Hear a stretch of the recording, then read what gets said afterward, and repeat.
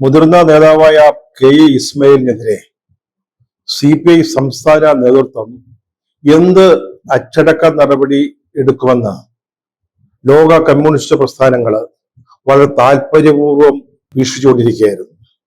ഏതായാലും 6 മാസത്തെ സസ്പെൻഷനിൽ ഒതുക്കി തൂക്കിക്കൊല്ലുമെന്നാണ് പലരും വിചാരിച്ചിരുന്നത്. അല്ലെങ്കിൽ കുറഞ്ഞപക്ഷം MN സ്മാരകത്തിന് മുമ്പിൽ തെങ്ങിൽ കെട്ടിയിട്ടിട്ട് 100 ചാട്ടവാറടിയെങ്കിലും കൊടുക്കും എന്ന് പലരും കരുതിയതാ. പക്ഷേ ദൈവം സഹായിച്ച് CPIക്കാർക്ക് ദൈവമില്ലെങ്കിലും നമുക്ക് ദൈവത്തെ കുറിച്ച് പറയാമല്ലോ. അങ്ങനെ ഇസ്മയിലിന് അദ്ദേഹത്തിന്റെ ശിക്ഷ വെറും 6 മാസത്തെ സസ്പെൻഷനിൽ ഒതുക്കി. പാർട്ടിയുടെ സൽപ്പേര് ഇല്ലാതാക്കി എന്നുള്ളതാണ് ഇസ്മയിലിനെതിരെയുള്ള കുറ്റം. അല്ലെങ്കിൽ പാർട്ടിയെക്കുറിച്ച് തെറ്റിദ്ധാരണ ഉളവാക്കുന്ന രീതിയിൽ സംസാരിച്ചു. ഇത്തരത്തിലുള്ള കുറ്റകൃത്യങ്ങൾ ഏതെങ്കിലും ഒരു പാർട്ടി അംഗം ചെയ്താൽ യാതൊരു കാരണവശാലും ക്ഷമിക്കുന്ന ഒരാളല്ല CPIയുടെ ഇപ്പോഴത്തെ സംസ്ഥാന സെക്രട്ടറി ബിനോയ് വിശ്വം.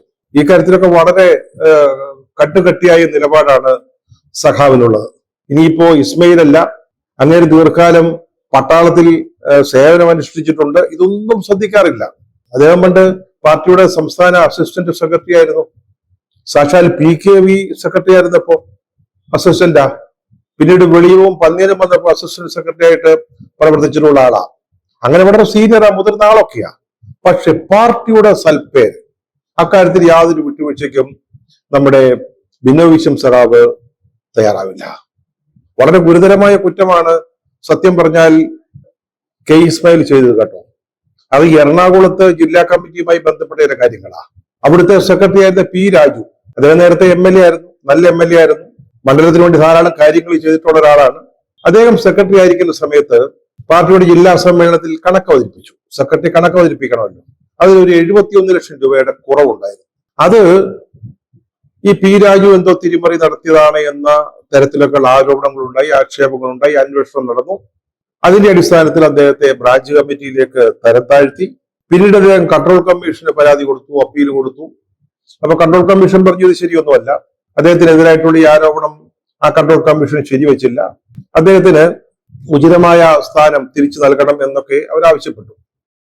ഇതാണ് ഇതിന്റെ പശ്ചാത്തലം. അപ്പൊ രാജു ശത്രുവാകാനുള്ള പ്രധാന കാരണം എന്ന് പറഞ്ഞാൽ അദ്ദേഹം ഈ കാനം രാജേന്ദ്രന്റെ ഗ്രൂപ്പിൽപ്പെട്ട ആളായിരുന്നില്ല. CPIയിൽ അങ്ങനെ ഒരു വേർതിരിവുണ്ടായിരുന്നില്ല, വിഭാഗീയത. ഒരു കൂട്ടം ആളുകൾ ഇസ്മയിലിന്റെ കൂടെ, ബാക്കിയുള്ളവരെ കാനം രാജേന്ദ്രന്റെ കൂടെ. അപ്പൊ ഇസ്മയിലിന്റെ കൂടെ നിന്നതാണ് ഈ P. രാജു.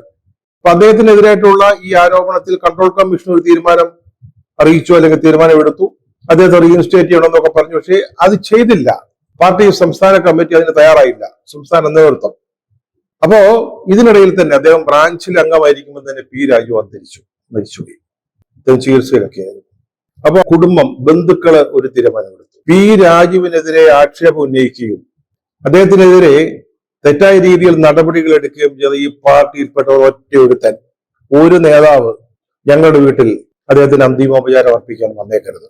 അത് മാത്രമല്ല, എറണാകുളം ജില്ലാ കമ്മിറ്റി ഓഫീസിലോ പറവൂർ മണ്ഡലം കമ്മിറ്റി ഓഫീസിലോ രാജുവിന്റെ മൃതദേഹം അന്ത്യദർശനത്തിനായി വയ്ക്കാൻ പാടില്ല. അത് കുടുംബത്തിന്റെ തീരുമാനമാണ്, അവർക്കതിന് ന്യായമുണ്ട്. സത്യം പറഞ്ഞാല് ഇതാണ് CPIക്ക് ഏറ്റവും വലിയ ആക്ഷേപമായി പോയത്. ഈ CPI എന്ന് പറയുന്ന പാർട്ടി ഇങ്ങനെയാണോ എന്ന ആളുകൾ ചിന്തിച്ചു പോയത് അപ്പോഴാ, ഈ കുടുംബത്തിന്റെ നിലപാട് കണ്ടപ്പോഴാ.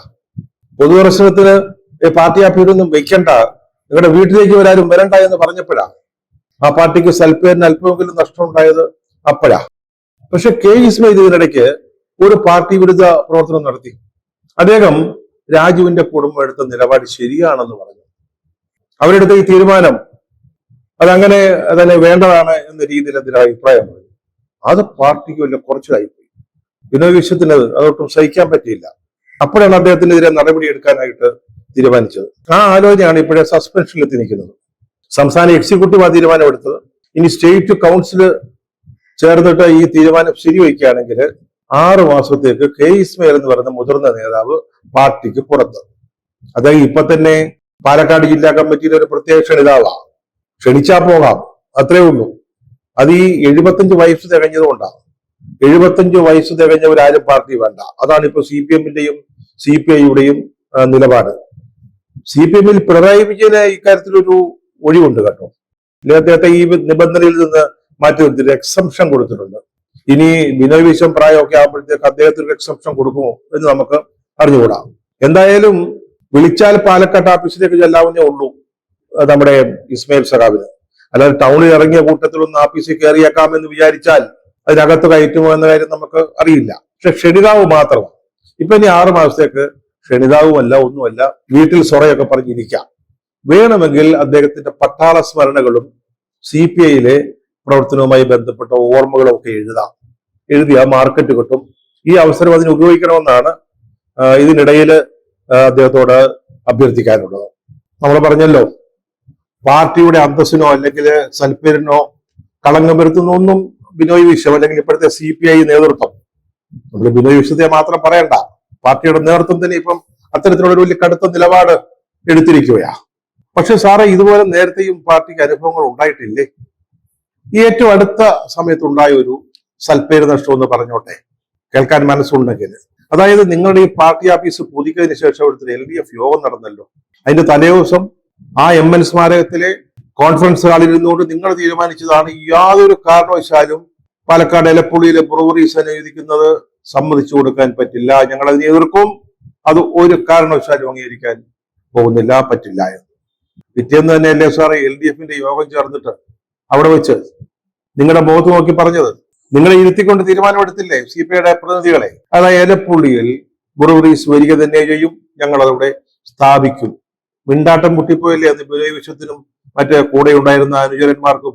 അത് പാർട്ടിയുടെ സൽപ്പേരിന് കളങ്കമുണ്ടാക്കിയതല്ലേ? അതിനെപ്പറ്റി ആരെങ്കിലും ചിന്തിച്ചോ? നാട് മുഴുവൻ ഇറങ്ങിയ ഒരു കഥയാണല്ലോ. ഇനി നാട്ടിൽ അത്രയ്ക്ക് അറിയാത്തൊരു കഥയൊന്ന് പറഞ്ഞോട്ടെ. പാർട്ടിയിൽ മുഴുവൻ ഇറങ്ങിയതാ, നാട്ടുകാർ മുഴുവൻ ഇറങ്ങി എന്ന് ഞാൻ പറയുന്നില്ല. കോട്ടയം ജില്ലാ കമ്മിറ്റി ഓഫീസിൽ ഒരു മഹിളാ നേതാവിന് മോശം അനുഭവം ഉണ്ടായി. ഒരു മുതിർന്ന നേതാവിൽ നിന്ന്. അദ്ദേഹം വലിയ വലിയ സ്ഥാനങ്ങളിലാ, അതിലേക്കൊന്നും പോകുന്നില്ല. അതിന്റെ വീഡിയോ ദൃശ്യങ്ങള്, അതിനപ്പുറത്ത് തെളിവുണ്ടല്ലോ. അത് പാർട്ടിക്ക് ചില സഖാക്കൾ നൽകിയതല്ലേ, പാർട്ടി നേതൃത്വത്തിന്? അത് പാർട്ടി മുഴുവൻ പ്രചരിച്ചതല്ലേ, വൈറലായതല്ലേ? എന്നിട്ട് അതിനുമേൽ എന്ത് നടപടിയെടുത്തു? ഇപ്പൊ P രാജുവിന്റെ കുടുംബം എടുത്ത ഒരു തീരുമാനം ശരിയായി എന്ന് ഇസ്മായിൽ പറഞ്ഞതുപോലാണോ ഇത്? നമ്മുടെ സ്വന്തം പാർട്ടി ഓഫീസിൽ, നമ്മുടെ ജില്ലാ കമ്മിറ്റി ഓഫീസിൽ നമുക്ക് പ്രിയപ്പെട്ട വനിതാ പ്രവർത്തകർക്ക് നേരെ ഒരു പീഡനം ഉണ്ടായിട്ട് അല്ലെങ്കിൽ ശാരീരിക അതിക്രമം സംഭവിച്ചിട്ട് അതിന്റെ വീഡിയോ കൊടുത്തിട്ട് തന്നിട്ട് എന്താ നിങ്ങൾ നടപടിയെടുത്തത്? ഇതൊന്നും പാർട്ടിയുടെ സൽപ്പേരിന് കളങ്കമുണ്ടാക്കുന്നതല്ലേ സഖാവി? നമ്മുടെ ഈ ബിനോയ് വിശ്വം പണ്ടൊക്കെ നല്ലൊരു ചെറുപ്പക്കാരനായിരുന്നു. നല്ല കളിചിരി തമാശയൊക്കെ ഉള്ള, എല്ലാ പ്രവർത്തകരോടും വളരെ സൗഹൃദ ഭാവേന ഇടപെടുന്ന ഒരു നല്ല മാതൃകാ സഖാവായിരുന്നു. പക്ഷെ അദ്ദേഹം പാർട്ടി സെക്രട്ടറി ആയതിനു ശേഷം ഇത് പോരാ എന്നുള്ളൊരു അഭിപ്രായം അദ്ദേഹത്തിന് വന്നിട്ടുള്ളത്. കുറച്ച് ടഫാവണം, പാർട്ടിയുടെ നേതൃത്വം നമ്മുടെ കൈപ്പിടിയിൽ ഒതുങ്ങണമെങ്കിൽ പഴയ രീതികളൊന്നും പാടില്ല. ഇപ്പോഴീ AISFലെ പിള്ളേരൊക്കെ വന്നിട്ട് തോളെ കൈകിട്ടിട്ട് ബിനോയ് സഖാവ് എന്നൊക്കെ കൊച്ചു വർത്താനം പറയുന്നു. അല്ലെങ്കിൽ വേണ്ട പോലെ ഒരു അംഗീകാരം കിട്ടുന്നില്ല. അപ്പൊ അദ്ദേഹത്തിന് ഇപ്പോഴത്തെ റോൾ മോഡൽ എന്ന് പറയുന്നത് പിണറായി വിജയനാണ്. പിണറായി നോക്കുമ്പോൾ അസൂയ. സാധാരണഗതിയിൽ കമ്മ്യൂണിസ്റ്റ് പാർട്ടി നേതാക്കൾ, ആഗോളതലത്തിലുള്ള നേതാക്കളൊക്കെ ഇങ്ങനെ ആയിരുന്നു കേട്ടോ. മാവോ, സ്റ്റാലിൻ, നമ്മുടെ ഉത്തര കൊറിയയിലെ കിം ജോങ് ഉൻ, ഇവരൊക്കെ അത്തരത്തിലുള്ള ഏകാധിപതികളാ. പാർട്ടി അവരുടെ കയ്യിലായിരുന്നു. അത്തരത്തിലൊരു നേതാവാകണം എന്നാണ് നമ്മുടെ ബിനോയ് വിശ്വത്തിന്റെ ഇപ്പോഴത്തെ ആഗ്രഹം. ചോദിച്ചാൽ പാർട്ടിയിൽ മറുചോദ്യം പാടില്ല, തിരുവായി കിതറുവായി ഉണ്ടാവാൻ പാടില്ല. നമ്മൾ തീരുമാനിക്കുന്നത്, നമ്മൾ ആലോചിക്കുന്നത്, നമ്മൾ ആഗ്രഹിക്കുന്നത് നടപ്പാക്കിയെടുക്കാൻ പറ്റണം. അതാണ് ഇപ്പോഴത്തെ അദ്ദേഹത്തിന്റെ മനസ്സിലെ ആഗ്രഹം. അതാണ് പിണറായി വിജയനാണ് റോൾ മോഡലാണ് എന്ന് പറഞ്ഞത്. പിണറായിയില് പാറപ്പുറം എന്ന് പറയുന്ന സ്ഥലത്താണ് CPI ഉണ്ടായത്, കേരളത്തിലെ കമ്മ്യൂണിസ്റ്റ് പാർട്ടി ഉണ്ടായത്. അപ്പൊ പാറപ്പുറം പോലെ അല്ലെങ്കിൽ പാറ പോലെ ശക്തമായിരിക്കണം പാർട്ടിയുടെ നേതൃത്വം. അതാണ് പിണറായി വിജയൻ നടപ്പാക്കി പോരുന്നത്. അത് വേണമെന്നാണ് നമ്മുടെ ബിനോയ് വിശ്വത്തിന്റെയും ആഗ്രഹം. അതിന്റെ ഒരു തുടർച്ച, അതിന്റെ ഭാഗം എന്ന നിലയിലാണ് അദ്ദേഹം ഇങ്ങനെ ധീരമായ ചില നിലപാടുകൾ എടുക്കുന്നത്. പറഞ്ഞല്ലോ, ഇനി ഇസ്മായിൽ അല്ല, ആരാണെങ്കിലും, എത്ര മുഴുത്തവനാണെങ്കിലും പാർട്ടിക്ക് ഹിതകരമല്ലാത്ത എന്തെങ്കിലും ചെയ്താൽ നടപടിയെടുക്കുക തന്നെ ചെയ്യും. ബിനോയ് വിശ്വം, അദ്ദേഹത്തിന്റെ പേര് പിണറായി ബിനോയ് അല്ലെങ്കിൽ പിണറായി വിശ്വം ഇങ്ങനെ എന്തെങ്കിലും ആക്കി മാറ്റണമെന്ന് ആഗ്രഹിക്കുന്നു എന്ന് പാർട്ടിയിലെ ചില വിമതന്മാർ പറഞ്ഞു നടക്കുന്നുണ്ട്. അത് ശരിയാണെന്ന് എനിക്ക് തോന്നുന്നില്ല. അദ്ദേഹം അതൊന്നും ചെയ്യില്ല. പക്ഷെ അദ്ദേഹത്തിന് ഇപ്പൊ പിണറായി ആവണം, അല്ലെങ്കിൽ പിണറായിയെ പോലെ ആവണം. എന്നിട്ട് CPIയെ സ്വന്തം ഉരുക്കുമുഷ്ടിയിൽ വെക്കണം. അതാണ് അദ്ദേഹത്തിന്റെ ആഗ്രഹം. ബിനോയ് വിശ്വം മാത്രമല്ല, CPI മറ്റു ചില നേതാക്കൾ ഇപ്പോൾ അസാരം ധൈര്യം പ്രകടിപ്പിച്ചു തുടങ്ങിയിട്ടുണ്ട്. ഇന്നലെ തന്നെ നമ്മുടെ നിയമസഭയിൽ റവന്യൂ മന്ത്രി കെ രാജൻ അദ്ദേഹം ഒരു ചോദ്യത്തിന് നൽകിയ മറുപടി, ആ മറുപടി അദ്ദേഹത്തിന്റെ ധൈര്യം കാണിക്കുന്നത് തന്നെയാണ്, യാതൊരു സംശയമില്ല. നമ്മുടെ നവീൻ ബാബുവിന്റെ മരണം സംബന്ധിച്ച കേസ് അന്ന് ലാൻഡ് റവന്യൂ ജോയിന്റ് കമ്മീഷണർ അന്നൊരു അന്വേഷണം നടത്തിയിരുന്നു.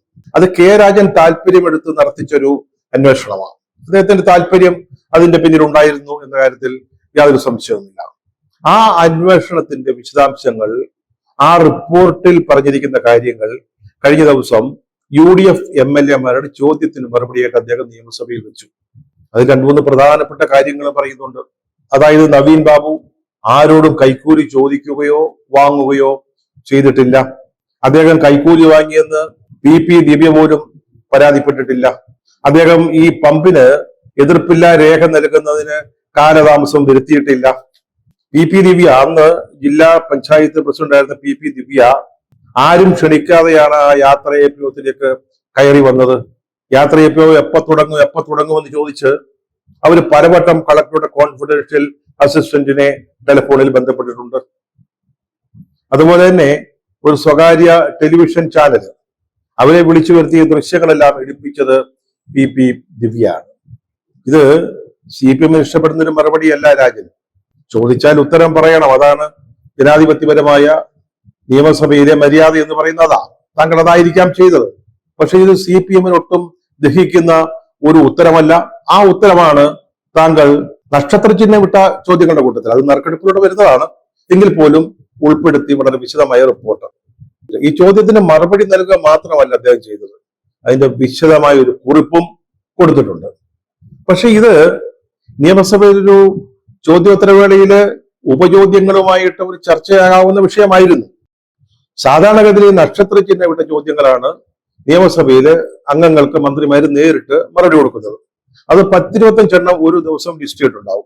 സാധാരണഗതിയിൽ 8 ചോദ്യങ്ങൾക്ക് വരെ വിശദമായ മറുപടി, അതായത് അതിൽ പ്രധാന ചോദ്യം ചോദിച്ച ആള് അല്ലെങ്കിൽ ആളുകൾക്ക് അവസരം കിട്ടിക്കഴിഞ്ഞാൽ മറ്റംഗങ്ങൾക്ക് ഉപചോദ്യങ്ങൾ ചോദിക്കാൻ അവസരം കിട്ടുന്നു. അതാണ് ചോദ്യോത്തരവേളയുടെ പ്രത്യേകത. അതിൽ 5 ചോദ്യങ്ങളുടെ വരെ മാത്രമേ നടക്കുള്ളൂ. അപ്പോഴത്തേക്ക് സമയം കഴിയും. 1 മണിക്കൂറാണ് ചോദ്യോത്തരം. സാധാരണഗതിയിൽ 8 ചോദ്യങ്ങൾ വരെ അങ്ങനെ മറുപടി നൽകാറുണ്ടത്രേ. ഇത് 5ാമത്തെ ചോദ്യമായിരുന്നു.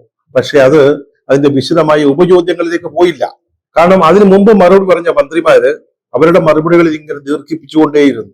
സമയമെടുത്ത അങ്ങനെ മറുപടി പറഞ്ഞുകൊണ്ടിരുന്നത്. ഈ അടുത്ത കാലത്ത് നമ്മുടെ സ്പീക്കർ ഷംസീർ അപ്പൊക്കെ ഇടപെടും. മന്ത്രിമാര് മറുപടി പറയുന്നതിന്റെ ദൈർഘ്യം കുറയ്ക്കണം, MLA-മാര് ഉപചോദ്യം ചോദിക്കുന്നതിന്റെ ദൈർഘ്യം കുറയ്ക്കണം എന്നൊക്കെ പറഞ്ഞുകൊണ്ട് കർശനമായിട്ട് ഇടപെടുന്ന ഷംസീർ സ്പീക്കർ ഇക്കാര്യത്തിൽ ഈ സമയത്തോട്ട് ഇടപെട്ടില്ല. 5ാമത് ലിസ്റ്റ് ചെയ്തിരുന്ന ചോദ്യം ഉപചോദ്യങ്ങൾ ചോദിക്കാനുള്ള സൗകര്യം ലഭിക്കത്തക്ക രീതിയിൽ സഭയിൽ വന്നുമില്ല. അതെന്തുമാവട്ടെ, പക്ഷേ ഇതിൽ രാജൻ കാണിച്ചത് ഒരു ധൈര്യം തന്നെയാണ് എന്ന് നമ്മൾ പറയേണ്ടി വരും. രാജൻ ഈ മറുപടി കൊടുത്ത ദിവസം തന്നെ മറ്റൊരു സംഭവം കൂടെ നടന്നു. നമ്മുടെ മറ്റൊരു മന്ത്രി പുള്ളിക്കാരത്തിൽ ഡൽഹിക്ക് പോയി ആരോഗ്യമന്ത്രിയെ കാണാൻ. കേന്ദ്ര ആരോഗ്യമന്ത്രി നഡ്ഡ നമ്മുടെ ഈ ആശാ ജീവനക്കാരുടെ അവർക്ക് ഓണററിയും കൂട്ടിക്കൊടുക്കുന്നത് സംബന്ധിച്ച് നിവേദനത്തിന് പോയതാ. അവിടെ ചെന്നപ്പോൾ നഡ്ഡയുമില്ല, ആരോഗ്യമന്ത്രിയുമില്ല, ഒന്നുമില്ല. അവിടെ കേന്ദ്രമന്ത്രിയെ കാണണമെങ്കിൽ നേരത്തെ അപ്പോയിന്റ്മെന്റ് നമ്മൾ കൊടുക്കണം. ബുധനാഴ്ച വൈകിട്ട് അപ്പോയിന്റ്മെന്റിന് വേണ്ടി ഒരു ഇമെയിൽ അയച്ചിട്ടാണ് വ്യാഴാഴ്ച രാവിലെ അങ്ങോട്ട് പോയത്. അവിടെ ചെന്നപ്പോൾ അപ്പോയിന്റ്മെന്റ് ഒന്നുമില്ല, മന്ത്രിയെ കാണാനും പറ്റിയില്ല.